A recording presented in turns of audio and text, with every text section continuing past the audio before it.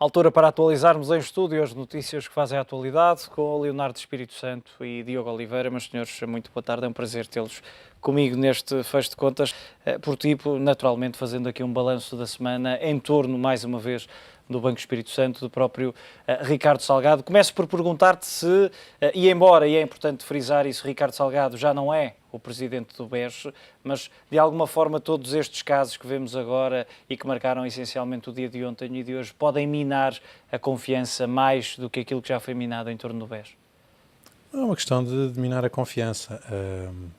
É certo que o tema tem sido muito mediatizado, é óbvio, por muitos assuntos e portanto, a volatilidade nas próprias ações tem-se sentido, não só do BES, como de outras instituições bancárias em Portugal.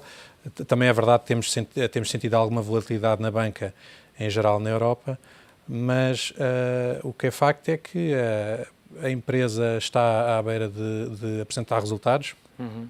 Na altura da apresentação de resultados é aquele momento em que as empresas fazem um balanço do que foi feito.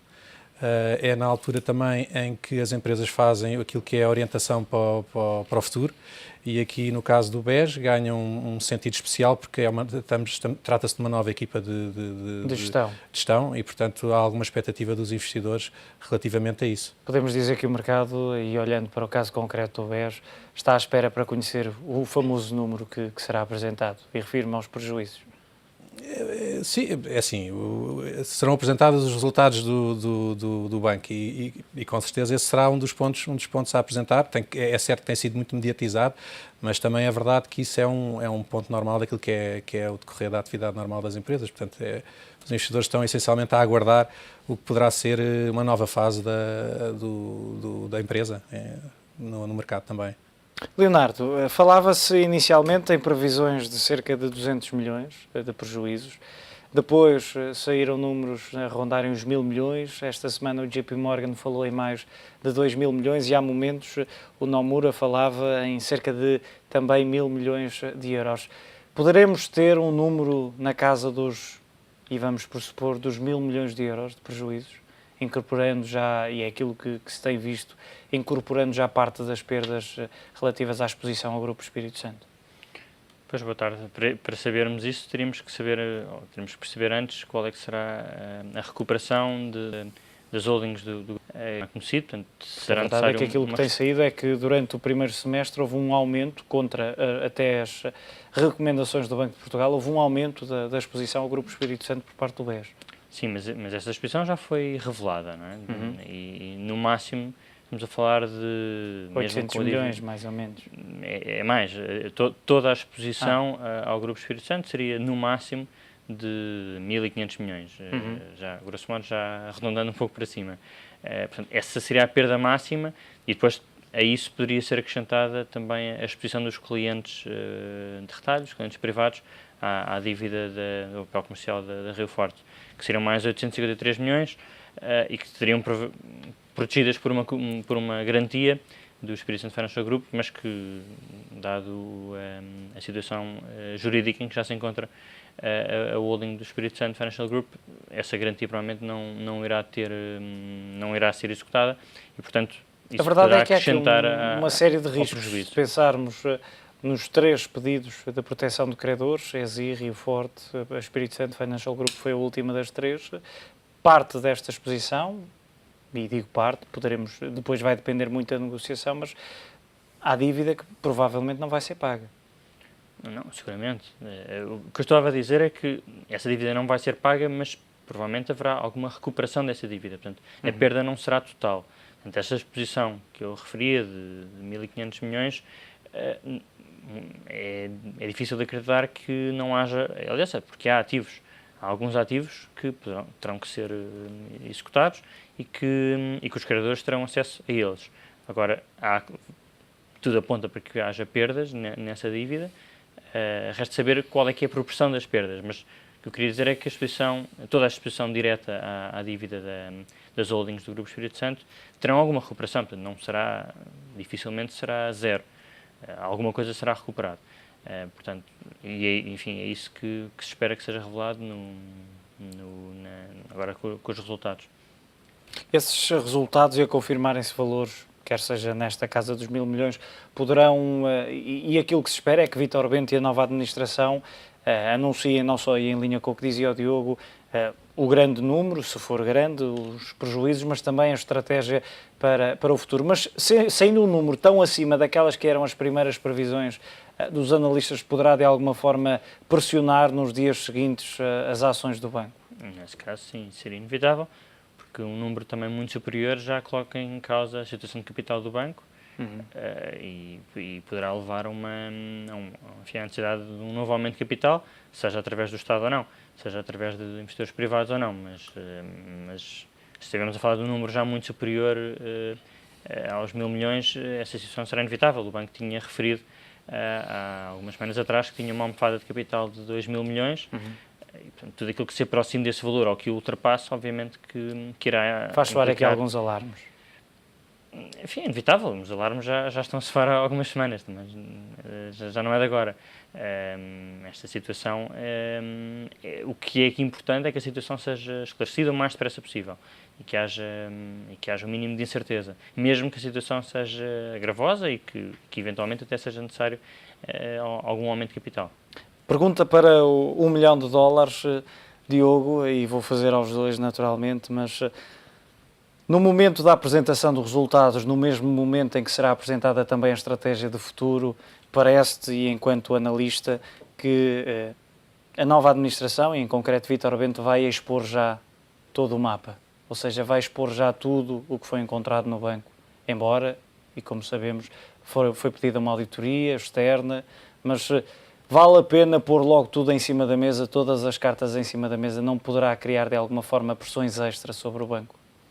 É assim, os gestores de topo de empresas, especialmente de empresas com grande dimensão, têm a obrigação, e especialmente empresas de grande dimensão e cotadas, têm a obrigação de serem o mais fiéis possíveis à realidade. Eu penso que o caso do Dr. Vítor Bento é uma pessoa que já é conhecida da sociedade portuguesa e portanto, é como digo, dizer se vão ser fiéis ou não, eu acho que há uma certa obrigação de esclarecimento, e isso não diz respeito agora ao caso do BES, mas diz respeito a qualquer apresentação de resultados.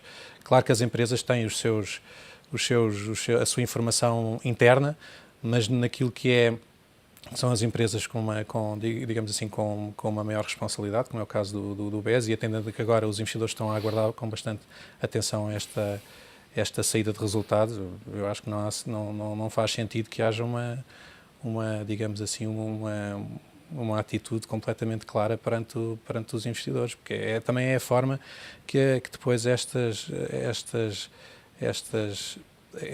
é uma forma também de garantir a confiança para o futuro, não é?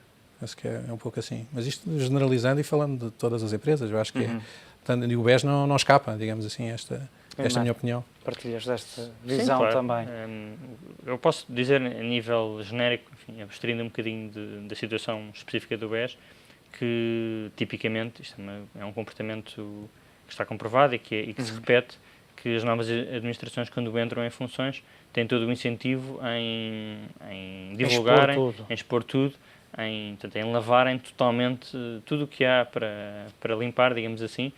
Criar uma nova cronologia. E todas as más notícias virem cá para fora, enfim, se houver, porque não tem incentivo nenhum a que depois, a meio do seu mandato ou a meio do seu percurso, sejam reveladas más notícias que no fundo não são da sua responsabilidade e serão penalizadas por isso. Portanto, de uma forma, isto acontece em todo lado. E voltando ao BES, isso também se percebe um pouco aquela questão de Vítor Bento que queria criasse o banco só depois de divulgadas as contas do semestre. Idealmente. Não é muito claro neste momento qual é que será a intervenção da nova equipa na divulgação de resultados, porque todos estes resultados reportam a um período em que a nova equipa não estava em funções. Para além disso, a nova equipa também entrou há muito pouco tempo e provavelmente ainda há muitos dossiês que estarão a estudar e que enfim, pode ser um pouco prematuro para, mesmo que haja toda a vontade para revelar tudo o que possa ser ou ter que ser revelado, ainda seja um bocadinho cedo para que isso possa acontecer na totalidade. Mas de uma forma genérica, como digo, o incentivo é claramente divulgar todas as más notícias eventuais que possam vir a surgir. Diogo, olhando para a volatilidade em torno das ações do BES, como é que se explica? É por toda esta situação, mas também podemos dizer que os investidores estão a aproveitar também esta amplitude das ações, porque se olharmos para a última semana, para a semana passada, aliás, tínhamos as ações a cair bastante, esta semana tivemos as ações numa forte recuperação, portanto também é uma oportunidade para os investidores estes momentos de, podemos dizer, de pressão, de crise, neste caso para o BES ou para uma qualquer cotada. É assim, a utilização destes momentos de volatilidade é aproveitada especialmente por aqueles especuladores muito curto prazo. Claro que investidores de longo prazo podem entender que momentos de baixa nas cotações podem ser um melhor ponto de entrada, o mesmo é válido para os momentos de alta, mas devo dizer que essas oportunidades têm surgido não só ao nível do BES, como da banca em Portugal, como ao nível de outras empresas do PSI 20. Vimos o PSI 20, por exemplo, esta semana com uma valorização bastante expressiva, na semana anterior uma desvalorização também algo pronunciada e não teve só a ver, obviamente, com uma cotada. Vimos, por exemplo, já que falava no BES, vimos, por exemplo, o índice Eurostock relacionado com o setor da banca a ter um comportamento muito forte também esta semana, ou seja, o que traduz que esta volatilidade não está a ser só, não se está a fazer sentir só num título, mas não só também num setor, mas acaba por ser também ter uma amplitude bastante mais elevada, atendendo ao fato que, num período mais recente, os níveis de volatilidade do mercado acionista têm estado muito baixos. E, portanto, também é normal nestas alturas do ano, quando se aproxima o verão e entramos na silly season, subir essa volatilidade. Não, há aqui um efeito, digamos assim, anual depois de maio, não é? Sell in May and go away, em que tira especialmente porque retira alguma liquidez, algum volume ao mercado, muitas vezes a volatilidade desce e, portanto, aqueles investidores que aproveitam mais situações de risco, agora veem os mercados a mexer e veem isso como também oportunidade para entradas e saídas rápidas. Mas, essencialmente, eu diria que são participação de, essencialmente, investidores com estratégias mais arriscadas. Portanto, que estão a aproveitar este momento como uma oportunidade, porque quem sabe se amanhã a volatilidade não volta outra vez a reduzir e, portanto, há aqui um momento em que se criam, certamente, várias oportunidades, não só nesse título, no BES, mas como um pouco generalizado em todo o mercado. Mas olhando para o BES, Leonardo, a verdade é que a liquidez tem estado bastante acima daquilo que era a média diária. Os investidores têm andado a procurar mais as ações. Sim, naturalmente. É um tipo de investidores que procura muito este tipo de títulos que estão bastante pressionados e sobre os quais também recai uma enorme incerteza e daí que essa volatilidade se entenda, porque há os cenários mais díspares e esses cenários mais díspares têm implicações no valor das ações muito diferente e daí que isso propicia o interesse. Estes níveis de liquidez em torno do BES poderão ou deverão manter-se pelo menos ou até depois um pouco e pegando naquilo que falávamos há pouco da apresentação de resultados?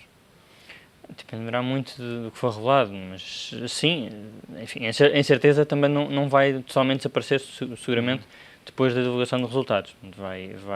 Enfim, penso que há ainda várias situações para esclarecer, para além da situação até em Angola também, portanto há aqui ainda muita matéria que muito provavelmente vai continuar a ocupar a atenção dos investidores, enfim, nas próximas semanas. Aumento de capital só depois de resolvida a questão totalmente em Angola e porque pegaste nesse aspecto. Sim, é o que faz sentido.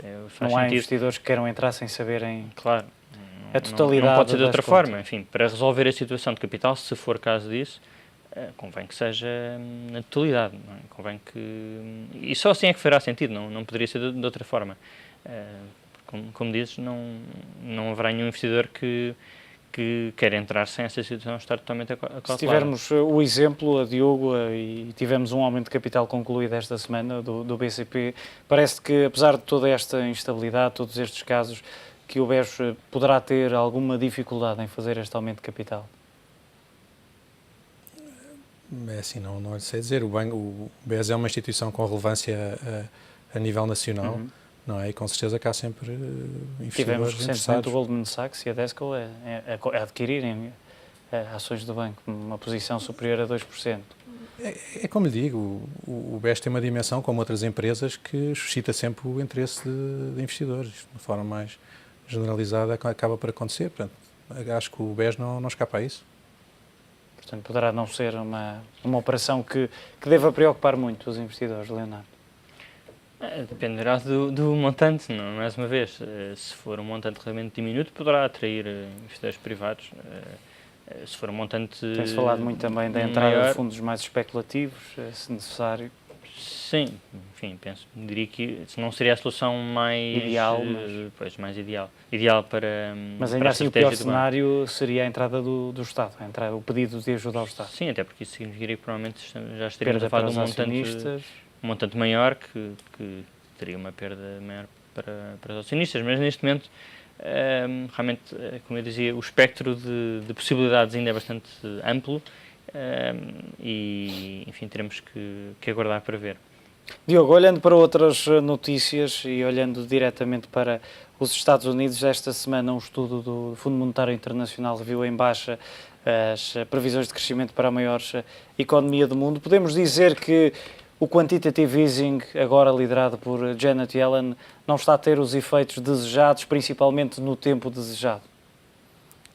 Eu penso que também este estudo acaba por revelar que os efeitos de um mau primeiro trimestre estão a ter consequência nos trimestres seguintes. Isto era algo que passava pela cabeça dos investidores, tinham receio. O que eles vêm agora dizer, no fundo, é um pouco isso. Os efeitos nefastos do primeiro trimestre têm efeitos no segundo trimestre e podem ter efeitos nos trimestres seguintes até ao final do ano. No entanto, é assim,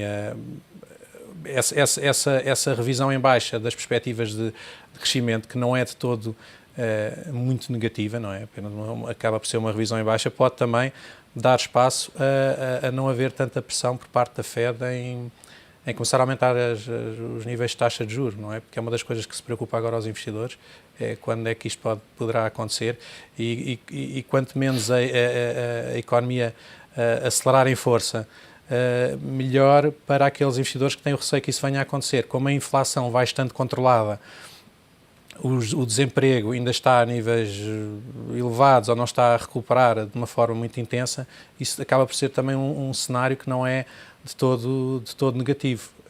Mais recentemente, ao nível micro, temos visto resultados de empresas que também, de certa forma, têm sido acima daquilo que foi o esperado pelos analistas e, portanto, dá-me a ideia que há aqui um conjunto de fatores que não vão todos no mesmo sentido, naturalmente, mas não são de todo negativos nesta altura.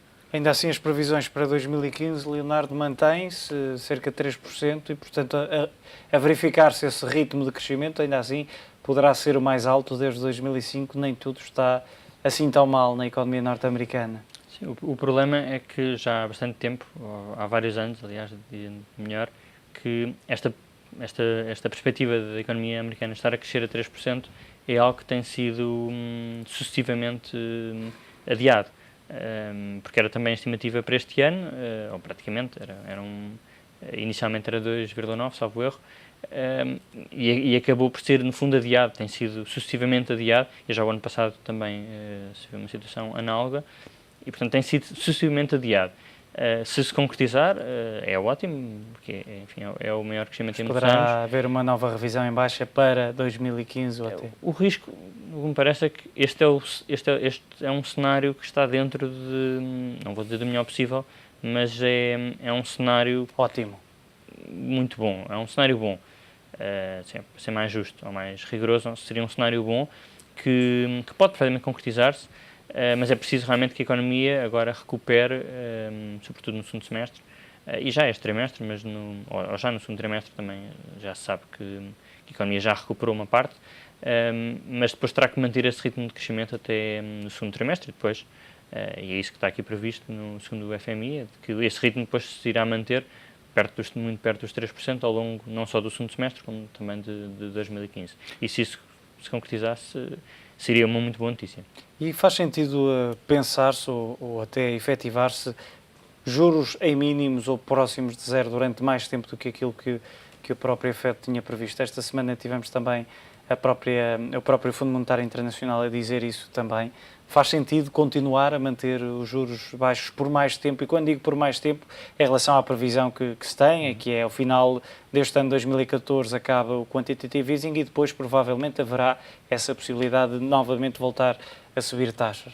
Sim, é possível que o mercado se foque um bocadinho mais, depois do verão, a discutir exatamente quando e quantas subidas e quando é que essas subidas de taxas de juros nos Estados Unidos irão ocorrer. Mas parece-me claro que isso é inevitável.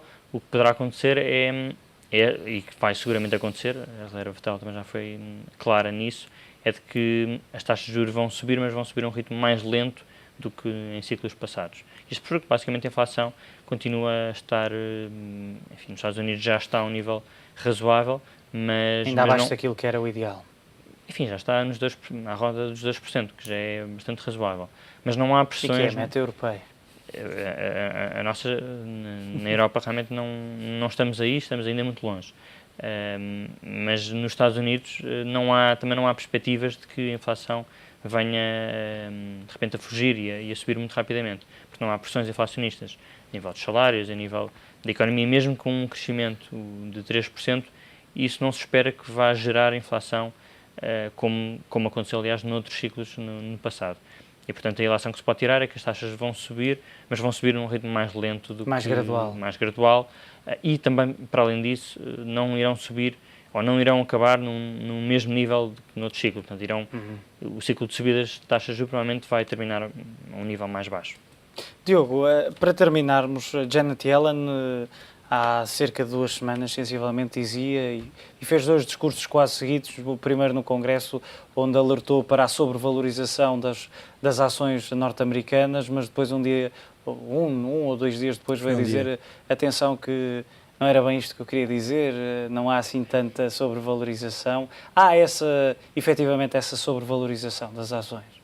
Há sempre, ela referiu setores específicos e é certo que em qualquer ciclo há sempre setores que estão mais acima do que são as médias históricas. Eu dá-me a ideia que ela num dia veio dizer realmente isso e preocupou de alguma forma os investidores, porque dá-me a ideia que generalizaram um pouco o comentário da senhora Yellen. No dia a seguir ela veio desdizer um pouco aquilo que tinha dito, mas é certo que o S&P, por exemplo, comparando alguns indicadores, como é o caso do Price Earnings, que é um indicador muito utilizado, que tem a ver com o número de vezes que as cotações estão valorizadas face aos lucros, estão atualmente já a níveis acima de históricos, a níveis históricos. E, de certa forma, isso o próprio S&P tem batido recordes. Tem batido recordes. Se bem que em termos reais, colocando a inflação aqui como ajuste, não estão assim tão elevados, mas em termos nominais já de facto tem batido máximos históricos. Alguns indicadores mostram que realmente já estão acima da